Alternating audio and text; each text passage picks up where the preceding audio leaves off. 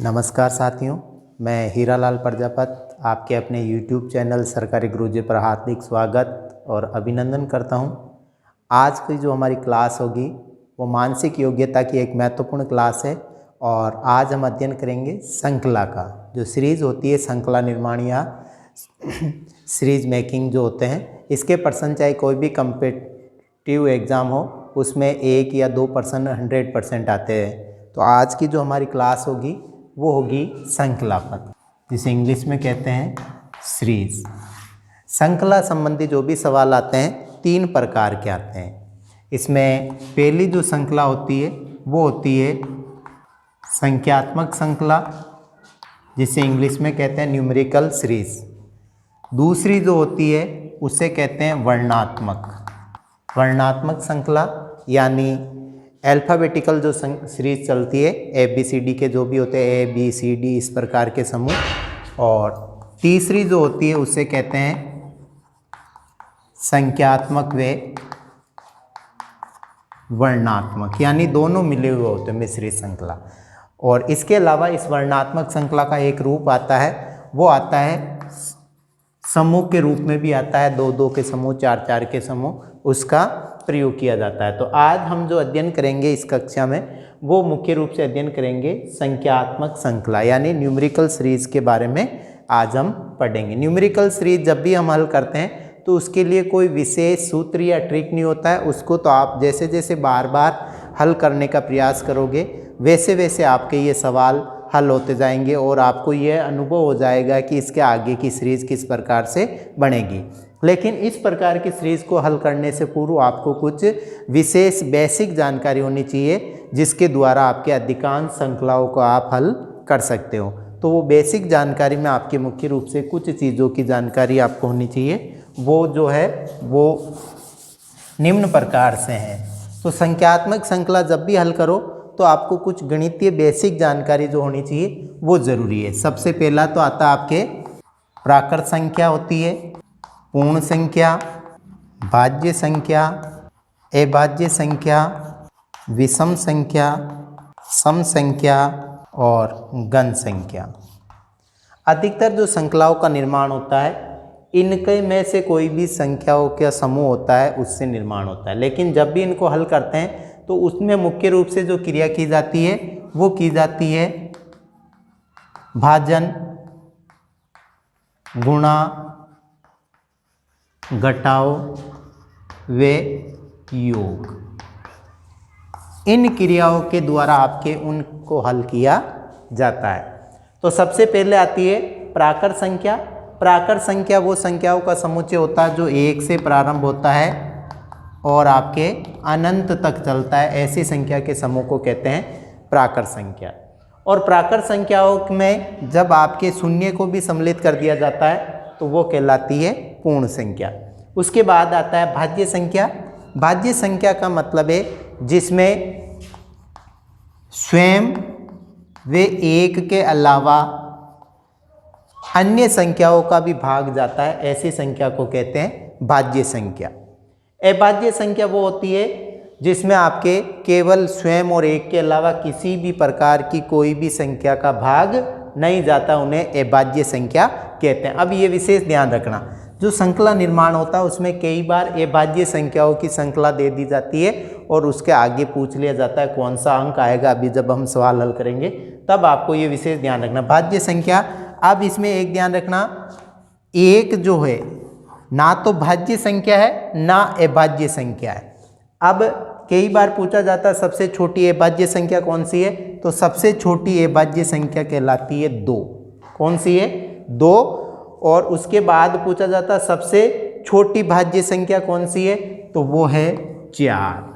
ये विशेष ध्यान रखना, अभाज्य संख्या सबसे छोटी है 2 और भाज्य संख्या सबसे छोटी है 4। और 1 ना तो भाज्य संख्या है ना अभाज्य संख्या है। उसके बाद आता है विषम संख्या। तो जिन संख्याओं में 2 का भाग नहीं जाता है, 2 से विभाजित नहीं होती, उन्हें विषम संख्या कहते हैं। यानी ये किससे विभाजित नहीं होती है, आपके 2 से विभाजित नहीं होती है, ऐसी संख्याओं को कहते हैं विषम संख्या। और जिन संख्या में 2 का पूरा पूरा भाग जाता है उन्हें कहते हैं सम संख्या। अब है वर्ग संख्या। कोई भी ऐसी संख्या जिसको स्वयं से गुणा करने पर जो गुणनफल प्राप्त होता है उसे कहते हैं वर्ग संख्या। तो आपको सीरीज बनाने के लिए सबसे पहला काम है कि आपको कम से कम 1 से 20 तक की संख्याओं की वर्ग संख्या की जानकारी होना अनिवार्य है।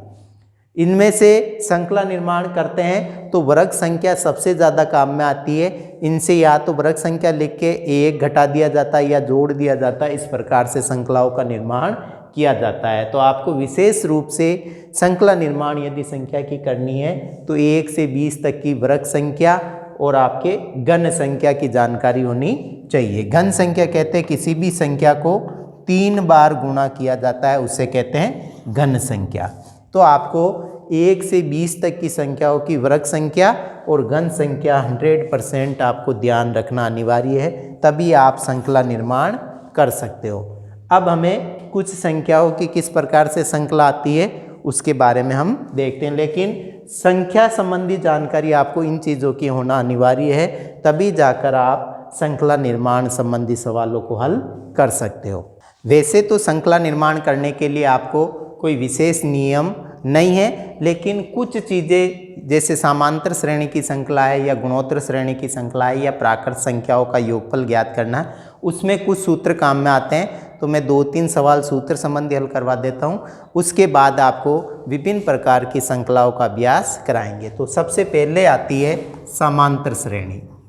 समांतर श्रेणी की संख्या। समांतर श्रेणी का मतलब है कि एक निश्चित अंतराल के अनुसार जो संख्या आपके बनाई जाती है। जैसे मान लो 3 में 4 जोड़े तो 7, 7 में 4 जोड़े तो आपके 3 में 4 जोड़े तो 7, 7 में 4 जोड़े 11, 11 में 4 जोड़े 15, 15 में 4 जोड़े 19। इस प्रकार एक निश्चित अंतराल के आधार पर जो संख्याएं लिखी जाती है उन्हें कहते हैं समांतर श्रेणी। जैसे ये देखो, ये आपके 4 जोड़ा गया है, इसमें भी 4 जोड़ा गया है, इसमें भी 4 जोड़ा गया और इसमें भी 4 जोड़ा गया। ठीक है, अब इसका आगे का यदि होता है तो इसमें भी कितने जोड़े जाएंगे? 4, और इसका उत्तर कितना आएगा? 23। ठीक है, तो इस प्रकार जो संख्या निर्मित होती है वो कहलाती है आपके समांतर श्रेणी।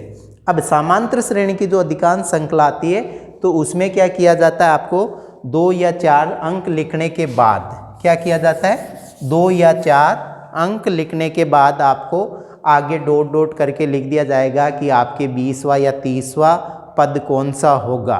तो आपको जैसे मान लो अभी अपन ने संख्या बनाई थी 4, 3, 7, 11, 15, 19, और इस प्रकार से लिख के आपको कह दे कि इस संख्या का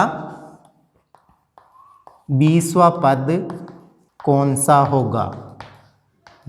ठीक है, इस प्रकार के प्रश्न भी आ सकते हैं जिसमें आपको सूत्र का इस्तेमाल कर सकते हो। ऐसे कुछ ही प्रश्न है, बाकी अन्य को तो आप अभ्यास करोगे तभी हल होगा। तो समांतर श्रेणी में जैसे मान लो इसमें देर का है तो 3 है, 7 है, 11 है, 15, 19 है, और इस प्रकार से आपको कह दे 20वां पद कौन सा होगा, यानी 20वें नंबर पे कौन सी संख्या आएगी। तो इसके लिए एक सूत्र है Tn = a + n up d। ठीक है, इस वाले सूत्र का उपयोग किया जाता है। a + कोष्टक n-1 bracket d। अब इसमें कुछ चीज़ें हैं। a का मतलब यह है प्रथम पद, a का मतलब है प्रथम पद, n का मतलब है कौन सा पद निकालना है। ठीक है, n का मतलब है नंबर ऑफ सीरीज, यानी जो भी पद निकालना है पद की संख्या। n का मतलब है पद की संख्या और d का मतलब है सर्वांतर। सर्वांतर का मतलब है प्रथम पद और द्वितीय पद में कितनी संख्याओं का अंतर है, वो कहलाता है सर्वांतर। तो अब जब भी अपने को अब इसका कौन सा निकालना है, 20वां पद निकालना है, तो आपको क्या करना है, इस सूत्र का, अब a का मतलब है प्रथम पद, तो इस श्रृंखला का प्रथम पद कौन सा है? 3 प्लस n का मतलब है नंबर ऑफ सीरीज, यानी आपको कौन सा निकालना नंबर पदों की संख्या, तो 20वां पद निकालना। कौन सा निकालना है? तो 20 माइनस 1 ब्रैकेट बंद। डी का मतलब सर्वांतर, सर्वांतर निकालने के लिए आपको यदि समांतर श्रेणी है तो द्वितीय पद में से, किस में से, द्वितीय पद में से प्रथम पद आपको माइनस करना है। तो जैसे मान लो 7 है, 7 में से 3 गए तो कितने बच गए, 4। ठीक है, अब इसको हल कर लेते हैं। 3, अब ये जब इसमें से जाएगा तो कितने बच जाएंगे, 19, और ब्रैकेट खुलेगा तो क्या होगा, ये गुणा होगा। ब्रैकेट का मतलब ही गुणा होता है, जैसे ही ब्रैकेट खुलेगा संख्या क्या होगी, आपस में गुणा होगी। तो 3 प्लस 19 चौक 76, अब इसमें जोड़ेंगे तो आएगा आपके 79। तो 20वां जो पद होगा वो कौन सा होगा, आपके 79। इस प्रकार से आप समांतर श्रेणी की श्रृंखला होती है तो उसके सवाल हल कर सकते हो। जैसे कौन सा पद, अब कई बार क्या किया जाता है कि प्रश्न ये का यही होता है, लेकिन क्या कर दिया जाता है, श्रृंखला दे दी जाती है और यहाँ आपको पद के बजाय क्या दे दिया जाता है, सीधे अंक लिख दिया जाता है और कहा जाता है ये कौन सा पद होगा। तो पहले आप इसको उतार लो, फिर उसको दूसरी बार पुनः हल करते हैं। अपना प्रश्न वो का वो ये, लेकिन आपको कंफ्यूज करने के लिए क्या कर दिया जाता है कि उसमें अपने को पता थी, अभी अपन ने सवाल हल किया था तो 20वां पद कौन सा आया था, 79 आया था। लेकिन आपको परेशान करने के लिए, आपको कंफ्यूज करने के लिए क्या कर दिया जाता है, श्रृंखला वही समांतर श्रेणी और इसमें डायरेक्ट आपके अंतिम जो संख्या आती है, पद आता है, वो लिख दिया जाता है और कहे कि कौन सा पद होगा, यानी ये 79 कौन से नंबर की संख्या पर आएगा। तो इसको हल करने के लिए आपको कुछ भी नहीं करना, वो का वही सूत्र इस्तेमाल करना आपको। तो a plus n minus 1 d। अब इसमें आपको ये डालना है, तो a का मतलब है प्रथम पद प्लस n। ठीक है, अब अपने पास इसी समांतर श्रेणी का दूसरा है जिसमें आपको समांतर श्रेणी वो की वही जैसे अपने पहले हल किया था, लेकिन इसमें आपको कंफ्यूज करने के लिए क्या कर दिया जाता है, डायरेक्ट अंतिम पद दे दिया जाता है। क्या दे दिया जाता है, अंतिम पद दे दिया जाता है और पूछा जाता है ये कौन सा पद होगा। तो आपको उसी प्रकार से सवाल हल करना जैसे आपने पहले हल किया था। Tn बराबर सूत्र वही लगाना, a plus bracket n minus 1 bracket बंद d। तो पहले जैसे 3 लिख दिया। अब अपने पास क्योंकि पदों की संख्या तो है नहीं, तो इसको n माइनस 1 लिख के छोड़ दो। अब क्या करना, d का मतलब इसमें सर्वांतर कितने का है, 4 का। ठीक है, बराबर अपने पास क्योंकि अंतिम संख्या दे रखी है अपने पास कितनी है, 79।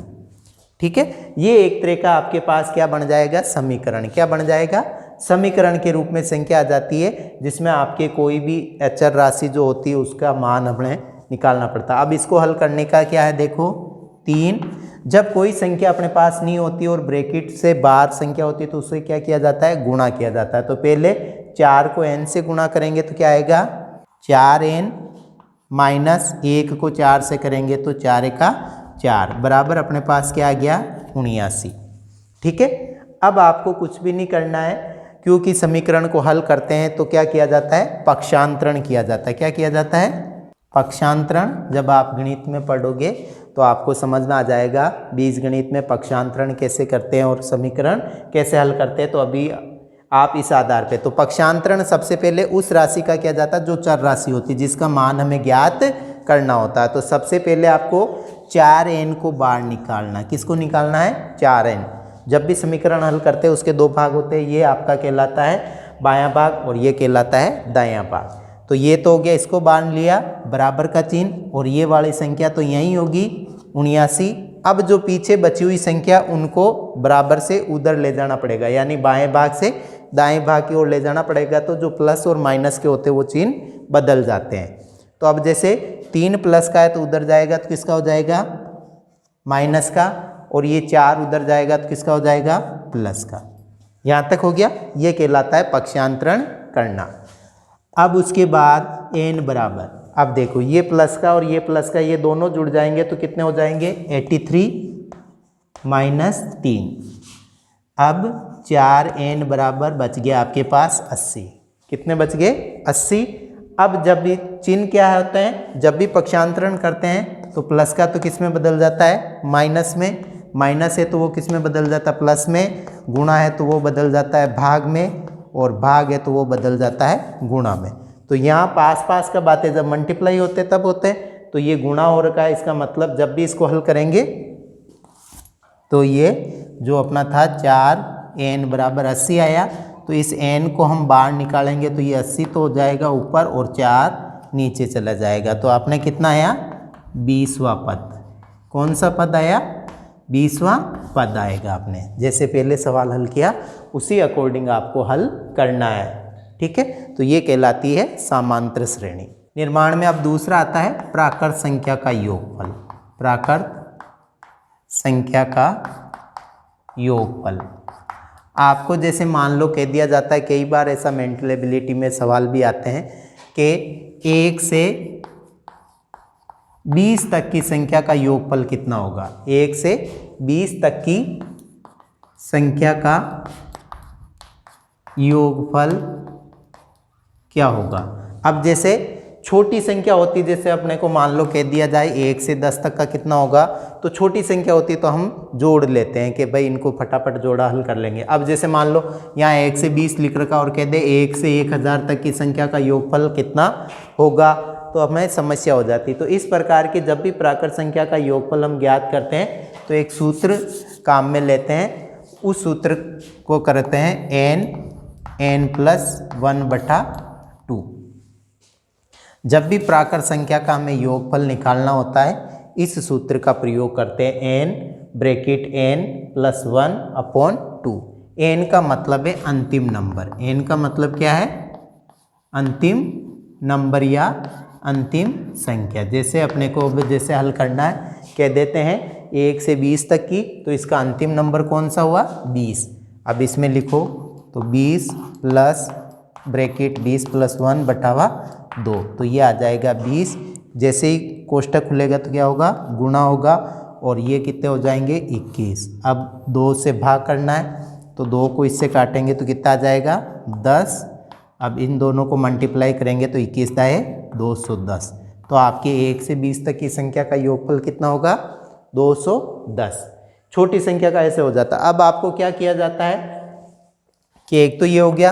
अब आपको कह दिया जाए कि 21 से कहाँ से 21 से 60 तक की संख्या का योगफल निकालो। कहाँ तक निकालो 21 से 60 तक की संख्या का योगफल निकालो। तो अब इसमें क्या करना है, सूत्र तो यही काम में लेना है, लेकिन इसमें आपको 2 तरह से निकालना पड़ेगा। एक तो पहले निकालो 1 से 60 तक का। कहाँ तक का निकालो 1 से 60 तक का। तो 1 से 60 तक का निकालेंगे तो सूत्र वही लगाना है। अंतिम नंबर आपके आएगा 60 ब्रैकेट 60 + 1/2। तो ये कितना हो जाएगा 60 ब्रैकेट खुलते ही गुणा हो जाएगा 61/2, तो ये हो जाएगा 30। अब इसको गुणा करेंगे तो ये आएगा 61 × 61, 61 दूना 122 और 61 तिया आपके 183। कितना आया 183 और ये 0 का 0, तो कितना हो गया 1830। ये आया आपके 1 से 60 तक का। कहाँ तक आया 1 से 60 तक का। अब आपको 21 से चाहिए तो 21 से पहले वाली संख्या कौन सी है 20। कौन सी है 20। तो 1 से 20 तक का निकालना पड़ेगा। तो 1 से 20 तक का हमने अभी निकाला, कितना आया 210। कितना आया 210। तो अब हमें चाहिए 21 से 60 तक का। कहाँ तक चाहिए 21 से 60 तक का। तो आपको कुछ नहीं करना, 1 से 60 तक का जो आया 1830, उसमें से 1 से 20 तक का माइनस करना है। तो 1 से 20 तक का कितना है आपके 210। तो ये हो जाएगा 0 2 16।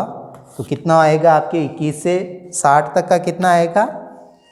ठीक है, अब जैसे मान लो आपको 21 से 60 तक दे दें तो मैंने बताया था सबसे पहले अंतिम संख्या का निकालना। तो पहले निकालना 1 से 60 तक का।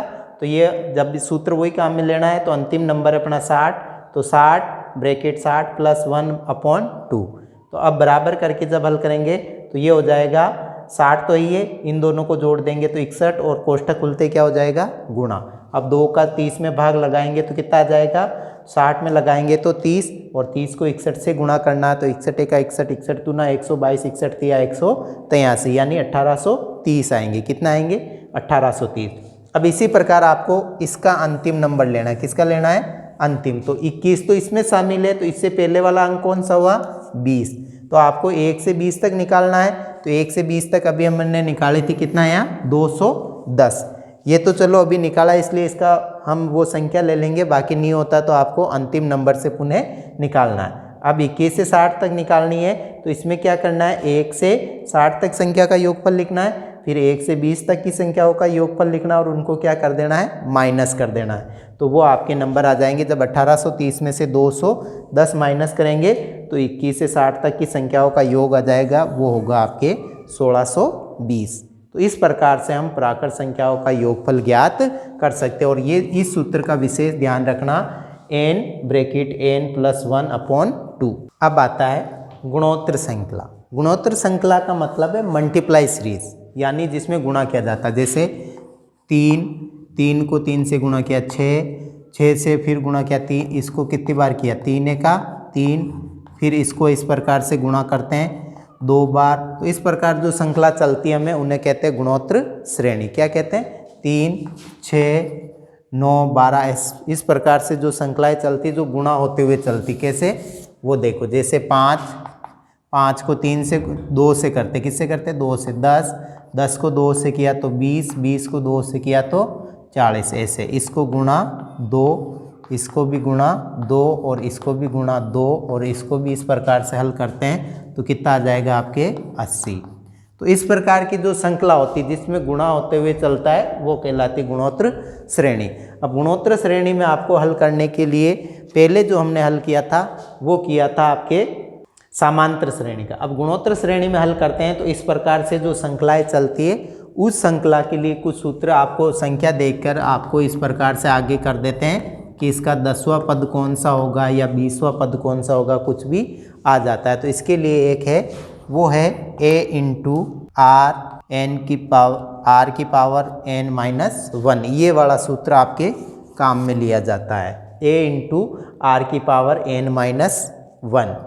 अब इसमें क्या है, a का मतलब तो वही है प्रथम पद और r का मतलब है सारों अनुपात और n का मतलब है आपका नंबर ऑफ सीरीज, यानी कौन सा नंबर निकालना है। ठीक है, पद की संख्या। क्या है, पद की संख्या। सारों अनुपात निकालने के लिए आपको क्या किया जाता है, द्वितीय पद में, किसमें, द्वितीय पद में प्रथम पद का भाग लगाया जाता है। जैसे मान लो अपना द्वितीय पद है 10 और प्रथम पद है 5, इसका भाग लगाएंगे तो अपना सारों अनुपात कितना आया, 2 आया। कितना आया, 2 आया। अब यदि आपको कह दे कि इस श्रृंखला में आपका 10वां पद कौन सा होगा, क्या होगा, 10वां पद कौन सा होगा, तो अब क्या करना है, इसका a तो है ही अपने पास, a है 5 × r, सारों अनुपात कितना है अपने पास, 2। अब नंबर ऑफ सीरीज कहाँ तक निकालना है, 10वां पद निकालना है, तो 10 - 1। ठीक है, अब ये आ जाएगा 5 × 2 और 10 में से 1 गया तो कितनी बच गई, 9। तो आपको क्या करना है, 5 × 2 को कितनी बार करना है, 9 बार। 2 × 2 × 2 1 2 3 4 5 6 7 8 और 9। अब इनको गुणा करेंगे तो 2 दूनी 4, 4 दूनी 8, 8 दूनी 16, 16 दूना 32, 32 दूना 64, 64 दूना 128, 128 दूना 256, 256 को इससे करेंगे 2 से तो हो जाएगा आपके 512। 256 को 2 से करेंगे तो 2 और ये हो जाएगा 10, 11 और 5, 512। कितना आ जाएगा, 512। अब 512 को किससे गुणा करना है, 5 से, तो 5 दूनी 10, बच गया 1, 5 का 5 1 6 और 5 25। तो इसका कौन सा आएगा 10वां पद, 2660 आएगा। तो इस प्रकार से हम किसी भी गुणोत्तर श्रेणी की श्रृंखला का अंतिम पद आपके निकाल सकते हैं। ठीक है, तो इस प्रकार से आप हल कर सकते हो। तो ये तो है जिसमें सूत्र काम में आता है, गुणोत्तर श्रेणी और समांतर श्रेणी।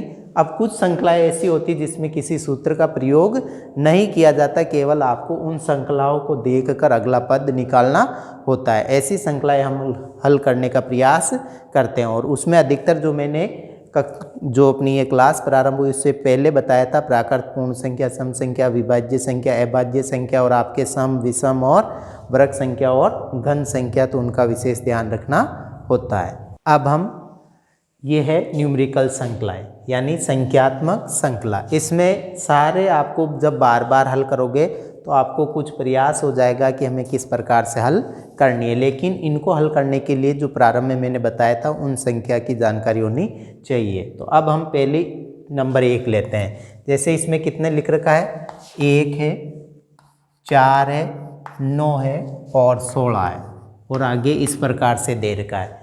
तो जब भी आप देखोगे तो मैंने कहा था कि आपको 1 से 20 तक की जो वर्ग संख्या वो कंठस्थ ध्यान होनी चाहिए। तो आप जब भी इनको देखोगे तो ये देखो, ये 2 की वर्ग है, ये 3 की वर्ग है और ये 4 की वर्ग है। तो इसको आप जैसे मान लो ये 1 का वर्ग है, यानी किसी भी संख्या को उससे गुणा करते 1 ही आता है। फिर ये हो गया 2 का वर्ग, ये हो गया 3 का वर्ग और ये हो गया 4 की वर्ग संख्या हो गई। यानी 1 को 1 से गुणा किया 1 आया, 2 को 2 से गुणा किया तो 4 आया,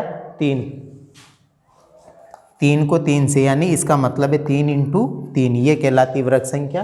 तो कितना आया 9 और ये 4 का वर्ग यानी 4 × 4 तो कितना आ गया 16। तो अब देखो इसमें क्या हो रहा है, 1 का वर्ग, 2 का वर्ग, 3 का वर्ग, 4 का वर्ग। तो अगली संख्या कौन सी आएगी, वो आएगी आपके 5 की वर्ग संख्या। कौन सी आएगी, 5 की वर्ग संख्या। तो यहाँ आपके उत्तर आएगा 25। कितना आएगा 25। तो आपको वर्ग संख्या की भी जानकारी होनी चाहिए और श्रृंखला किस आकार में आगे की ओर बढ़ती जा रही है उसका ध्यान रखना। तो आपको कुछ नहीं करना, ये क्रमांगत संख्याओं की क्या लिख रखी है, वर्ग संख्या लिख रखी है। यानी ये 1 का वर्ग है, ये 2 का, 3 का, 4 का, तो अगला कौन सा आएगा 5 का वर्ग। तो इसका उत्तर कितना आएगा आपके 25। ठीक है, तो ये तो किस पे आधारित हो गया, वर्ग संख्या पे आधारित हो गया। अब दूसरी देखते हैं। अब दूसरी है, जैसे मान लो 4 है, 7 है, 12 है, 19 है और 28 है।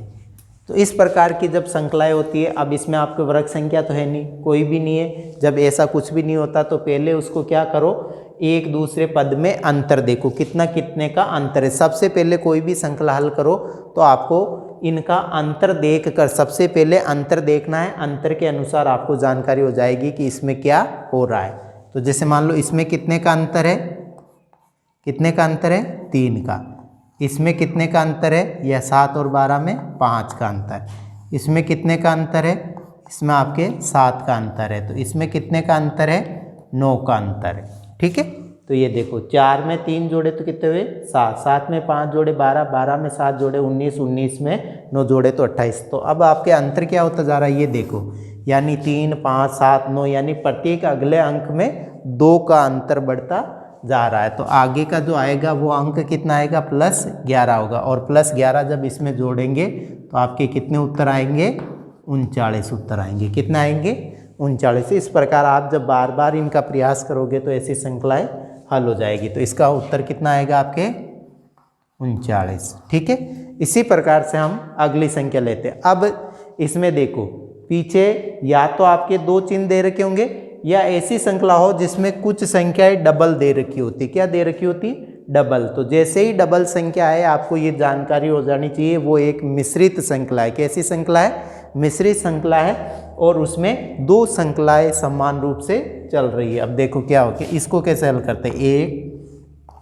6, 6, 11, 11, 16 और इसके बाद इस प्रकार से 2 क्वेश्चन मार्क है। तो इसमें जो श्रृंखलाएं चलती है वो चलती है जब 2 संख्याएं समान आ जाती है, इसका मतलब इसमें 2 श्रृंखलाएं चल रही है। तो इसको एक अंक छोड़ के एक अंक पे देखते हैं। ठीक है, एक अंक छोड़ के एक अंक को इस प्रकार से देखते हैं। अब देखो इसमें कितने का अंतर है, +5 का। इसमें कितना है, +5 का। तो अब इसके बाद जो अगली संख्या आएगी उसमें भी कितने का अंतर होगा, 5 का। तो 11 में 5 जोड़े तो कितना आएगा, यहाँ 16 आएगा। तो पहला क्वेश्चन मार्क है उसकी जगह तो कितना आएंगे 16। अब दूसरे में चलो, इसमें कितने का अंतर है, +5 का ही अंतर है। फिर इसमें कितने का अंतर है, इसमें भी +5 का ही अंतर है। तो अगली जो संख्या होगी क्वेश्चन मार्क में उसमें भी +5 का अंतर आएगा। तो 16 में 5 जोड़े तो कितना आएंगे, 21। तो इस प्रकार से इस श्रृंखला में कितना आएगा, एक तो आएगा 16 और एक आएगा 21। ये 2 उत्तर होंगे। तो जिस भी श्रृंखला में आपके 2 संख्याएं समान रूप से दे रखी होती है इसका मतलब वो एक मिश्रित श्रृंखला है और 2 श्रृंखला एक साथ चल रही होती है। ठीक है, अब इसी प्रकार से इसमें देखो इसमें कोई भी संख्या समान नहीं है, लेकिन अंत में आपको क्या दे रखा है, 2 क्वेश्चन मार्क दे रखे। इसका मतलब इसमें भी कौन सी श्रृंखला चल रही है, डबल श्रृंखला चल रही है। कौन सी चल रही है, डबल श्रृंखला। तो इसको देखो हल कैसे, जिस प्रकार से इस पहली वाले को हल किया उसी प्रकार से इसको भी हल करते हैं। जैसे लिख रखा है 3 लिख रखा है, 8 है, 10 है, 15 है, 17 है, 22 और आपके 24, आगे डबल क्वेश्चन मार्क। ठीक है, तो इसमें भी वही करना है, पहले सबसे पहले अंतर निकालना। क्या निकालना, अंतर, और पीछे क्वेश्चन मार्क। इसका मतलब इसमें डबल श्रृंखला है तो एक को छोड़ते हुए चलना है। तो ये और आगे वाला ये। अब इसमें देखो, इसमें कितने का अंतर है, 7 का। ठीक है, इसमें और इसमें कितने का है, 7 का। इसमें और इसमें कितने का अंतर है, 17 के बाद 24 है, तो इसमें भी 7 का। तो इसका मतलब 7 की संख्या बढ़ती जा रही है, तो प्लस इसमें भी 7 होगा, तो 24 में 7 जोड़ेंगे तो यह कितना आएगा, 31 आएगा। कितना आएगा, 31। अभी इसी प्रकार से बीच वाले श्रृंखला को चलो, 15 से 22 से ये पहला क्वेश्चन मार्क। अब इसमें और इसमें कितने का अंतर है, 7 का। इसमें और इसमें कितने का है, 7 का। तो आगे वाले में भी 7 का आएगा, तो आपके 22 में 7 जोड़ेंगे तो कितने आएंगे, 29। तो आपके उत्तर क्या आएगा इसका, 29 और 31, ये 2 उत्तर आएंगे। तो इस प्रकार से आप मिश्रित श्रृंखला को जब भी हल करो तो उसमें एक संख्या छोड़कर एक संख्या चलनी है। अब इसमें कई बार आपको सम संख्या दे दे, कई बार अविभाज्य संख्या दे दे, और कई बार आपको अन्य प्रकार की कोई भी श्रृंखला का नियम दे दे, लेकिन ये श्रृंखला यदि मिश्रित है तो एक अंक छोड़ते हुए ही चलती है। अब इसी प्रकार से अगला करते हैं 5वां। तो 5वें में देखो क्या है, 2 है, 10 है, 2 है, 4 है, 5, 10 है, 17 है, 26 है।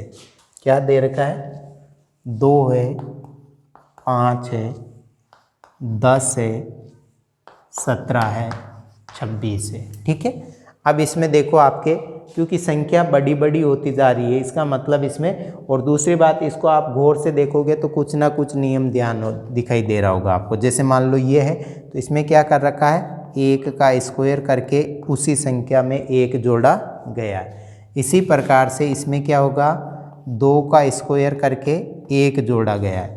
इसी प्रकार इसमें क्या किया गया है, 3 का स्क्वायर करके 1 जोड़ा गया है। इसमें 4 का स्क्वायर प्लस 1, ये होगा आपके 5 का स्क्वायर प्लस 1। तो आगे क्या आएगा, अब इसमें देखो, 1 को 1 से गुणा किया 1 में 1 जोड़ा तो 2। इसी प्रकार 2 को 2 से गुणा किया तो कितना है, 4 में 1 जोड़ा तो 5। इसी प्रकार 3 को 3 से किया तो 3 3 का 9 में 1 जोड़ा तो 10। 4 को 4 से किया 16, यानी 4 का वर्ग 16 में 1 जोड़ा 17। 5 का वर्ग 25 में 1 जोड़ा 26। तो अब इसका आगे वाला क्या आएगा, तो हमें पता है कि ये क्रमांगत आपके वर्ग संख्या चल रही है और इनमें 1 जोड़ा गया। तो आगे क्या आएगा, 6 का वर्ग आएगा, और उसमें 1 जोड़ देंगे तो 6 छड़ंगा 36 रे 1 37 उत्तर आएगा। तो इसमें क्या आएगा, आपके 37 उत्तर आएगा। ठीक है, अब इसी प्रकार से इसको देखो, इसमें क्या होता जा रहा है, संख्या घटती जा रही है। तो देखो इसमें कितने का अंतर आया, 2 का, यानी 2 माइनस हुए आपके।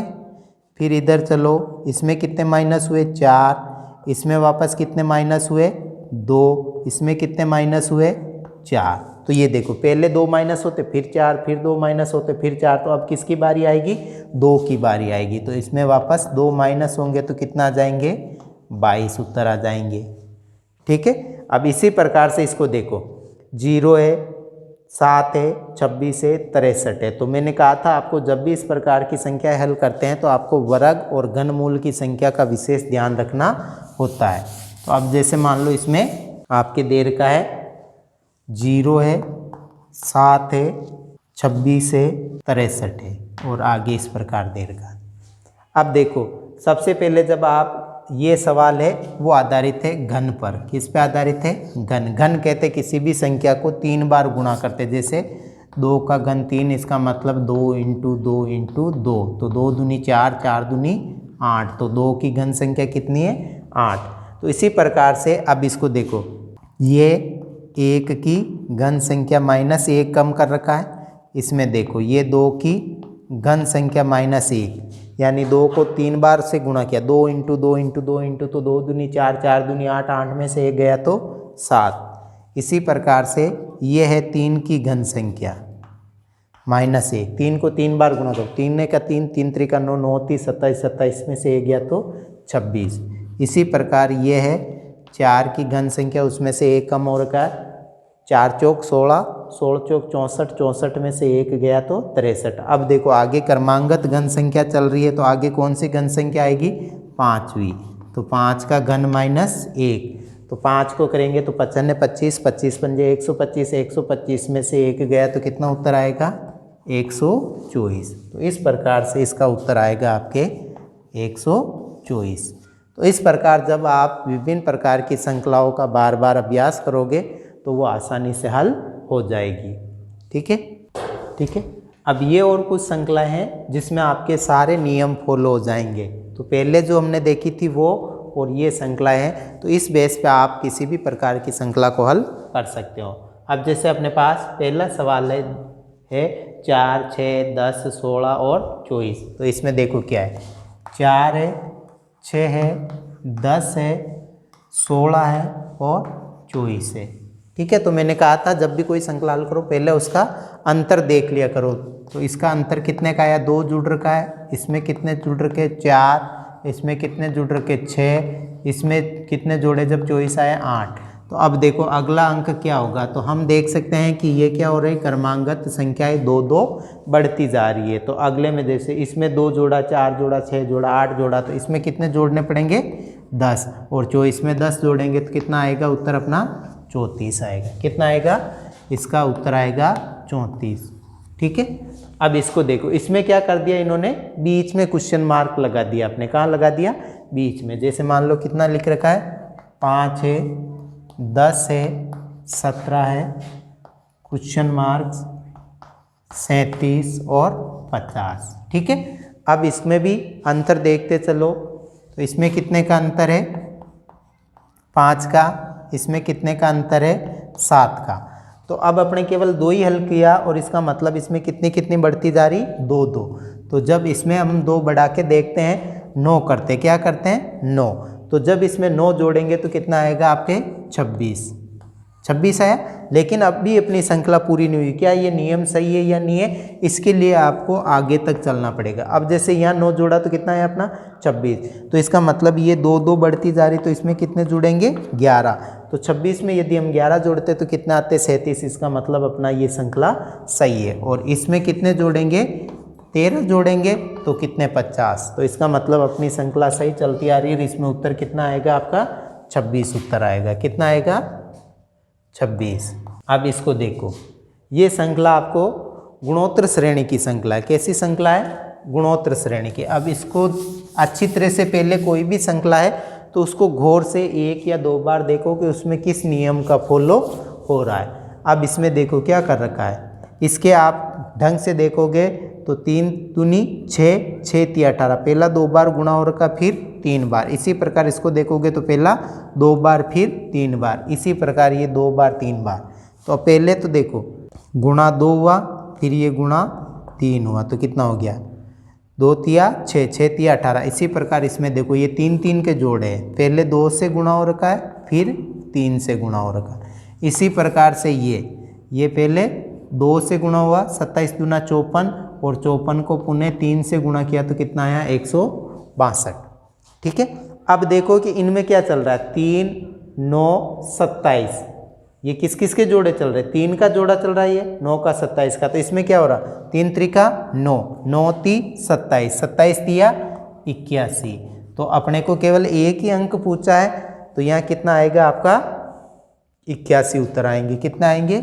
81। यदि आगे और इस प्रकार से क्वेश्चन मार्क होते तो हम 81 को 2 से गुणा करते हैं तो कितना हो जाता आपके? 162। और 162 को पुनः किससे गुणा करते हैं? 3 बार से गुणा करते हैं, क्योंकि 3 बार करना पड़ेगा। तो ये आ जाएगा आपके 486 उत्तर। तो इस प्रकार से आप निकाल सकते हो। तो कितना आएगा? 81, 62 और 486। ठीक है, अब दूसरी श्रृंखला देखते हैं। देखो 3 है, 8 है, 11 है, 19 है, 30 है और गुण 50 है। तो इसमें और इसमें कितने का अंतर है? देखो 5 का, इसमें कितने का अंतर आ रहा है? 3 का, फिर इसमें कितने का अंतर आ रहा है? 8 का। तो ये देखो इसमें क्या है, कभी तो घट रहा है कभी बढ़ रहा है, फिर कभी घट रहा है कभी बढ़ रहा है। तो इसका मतलब इसमें टुकड़े के अनुसार देखो इसमें क्या हो रहा है कि इसमें आपके वो नियम फॉलो नहीं हो रहा, संख्याओं को घटाओ बढ़ाओ। तो इसको आप यदि गौर से देखोगे तो क्या कर रखा है, एक दूसरी संख्या को यानी 1 और 2 संख्या को जोड़कर अगली संख्या प्राप्त की गई। जैसे इन दोनों को जोड़ा तो कितना है यहाँ 11 आ गया, 11 और 19 को जोड़ा तो अगली संख्या आ गई आपके 30 आ गई। ठीक है, 30 और गुण 50 को जोड़ा, 30 और 19 को जोड़ा तो गुण 50 आ गया। अब इन दोनों को आप जोड़ेंगे तो आएगा 89। तो इस प्रकार की श्रृंखला भी आपके बन सकती है, यानी एक दूसरे अंक को जोड़ते हुए अगली संख्या प्राप्त करना। जैसे 3 और 8 को जोड़ा तो कितना आया 11, 11 और 8 को जोड़ा तो 19, 19 और 30 को जोड़ा तो गुण 50, गुण 50 और 30 को जोड़ा तो 89 यानी 89 उत्तर आ गया। अब इसमें चलो ये देखो, ये सारी जब मैंने कहा था आपको 1 से 20 तक की वर्ग संख्या ज्ञात होनी चाहिए। तो अब ये किसका वर्ग है? 12 का, ये 10 का, ये 8 का, आगे क्वेश्चन मार्क, ये 4 का, ये 2 का। तो आप देखो पहला किसका वर्ग आ रहा है? 12 का, फिर दूसरा किसका वर्ग आ रहा है? 10 का, फिर ये किसका आ रहा है? 8 का वर्ग, आगे प्रश्नवाचक चिन्ह है, फिर आपके 4 का वर्ग है और फिर 2 का वर्ग है। तो इसका मतलब इनमें कितने कितने का अंतर आ रहा है? 2 2 का अंतर आ रहा है। तो यहाँ कितना आएगा? 6, और 6 का वर्ग कितना होता है? 36। कितना आएगा? 36। ठीक है, अब ये अंतिम श्रृंखला है, इसको देखो। जैसे इनमें क्या दे रखा है? 2 3 5 7, यानी सब में 2 2 का अंतर है, लेकिन यहाँ 9 नहीं आया, क्या आ गया? 11। फिर इसमें 2 का अंतर है, फिर 15 नहीं आया, 17 19। तो इसका मतलब इसमें ऐसी संख्या काट दी गई जो भाज्य संख्या है। जैसे 9 है तो 9 क्या है? 3 से विभाजित होती है, इसका मतलब वो भाज्य संख्या। इसी प्रकार 15 है तो 3 से भी विभाजित होती है और आपके 5 से भी विभाजित होती है। तो ये किसका समुच्चय है? अभाज्य संख्या का। किसका है? अभाज्य संख्या का। तो अभाज्य संख्या आपके कौन सी आएगी? 19 के बाद क्या आता है? 21 आता है। 20 भाज्य संख्या है, 21 भी भाज्य संख्या है, 22 भी भाज्य संख्या, क्योंकि 11 से कटती है, 22 से कटती है 1 से, तो इसका उत्तर आएगा 23। यानी अगली अभाज्य संख्या कौन सी होगी? 23। तो इस प्रकार से हम किसी भी प्रकार की श्रृंखला को हल करते हैं तो बार बार जब आप करने का प्रयास करोगे तभी ये श्रृंखलाएँ हल होगी, वरना इसमें किसी प्रकार का कोई नियम फॉलो नहीं होता है। लेकिन आपको वर्ग संख्या, घन संख्या, भाज्य, अभाज्य, विषम संख्या, ऐसी संख्याओं की जानकारी होना चाहिए ताकि आप आसानी से इन श्रृंखलाओं को हल करेंगे। नमस्कार, जय हिंद।